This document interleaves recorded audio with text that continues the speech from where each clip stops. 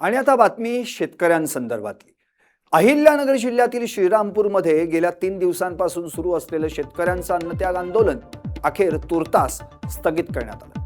पालकमंत्री राधाकृष्ण विखे पाटील यांच्या मध्यस्थीनंतर आंदोलकांनी हा निर्णय घेतला. शेतकरी नेते ॲडव्होकेट अजित काळे यांच्या नेतृत्वाखाली 15 महिला आणि 9 पुरुष शेतकऱ्यांनी हे आंदोलन सुरू केलं होतं. मात्र बैठकीत समाधानकारक तोडगा न निघाल्यास 1 सप्टेंबर रोजी शेतकरी आपल्या जमिनींचा ताबा घेतील असा इशारा आंदोलकांनी दिला आहे. शेतकऱ्यांचं आंदोलन आपल्या न्याय हक्कासाठी सुरू आहे.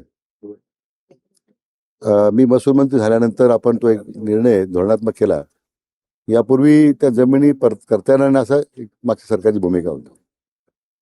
आता पण तो मग मंत्रिमंडळापुढे जाऊन तो ठराव करून जमिनी परत करण्यासाठी अध्यादेश काढण्याची प्रक्रिया सुरू केली. दुर्दैवानं मागच्या राज्यपालांनी त्यावर संमती दिली नाही, तर तो अध्यादेश लॅप झाला. आता पुन्हा आम्ही ती प्रक्रिया सुरू केलेली आहे. यामध्ये आता काही उद्योजकांना जमीन देण्यासंदर्भात निर्णय राज्य सरकार करते आहे. निबे उद्योग जे आता संरक्षण उत्पादनामध्ये पुढाकार घेत आहेत आणि भारत सरकारची संरक्षण उत्पादन जी संशोधन संस्था आहे DRDO, त्यांच्याकडे त्यांना काही जमीन दिलेली आहे.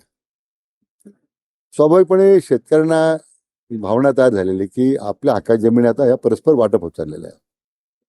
पण तशी वस्तुस्थिती नाही आहे. आपण महसूल मंत्र्यांकडे आमच्या 2-3 बैठका झाल्या आणि याच ठिकाणी आखाडीपडीचे हक्क आपण अबाधित ठेवलेले आहेत. आपण हक्क त्याचे अबाधित ठेवलेले आहेत, त्यांना जमीन पर मिळायलाच पाहिजे भूमिका आहे. आणि म्हणून मला वाटतं याच्यातून काही थोडी विसंगती दिसते आलेली, तर ती आता माननीय महसूल मंत्री महोदयांनी मी विनंती केलेली आहे. पुढच्या वेळेस बैठक होईल, मला वाटतं ही विसंगती दूर होईल. म्हणजे जमीन वाटपाय आखाडी शेतकऱ्यांना जमीन वाटप झालं पाहिजे, याच्याबद्दल शासनाचा कुठलाही दुराग्रह नाही किंवा वेगळी भूमिका नाही आहे.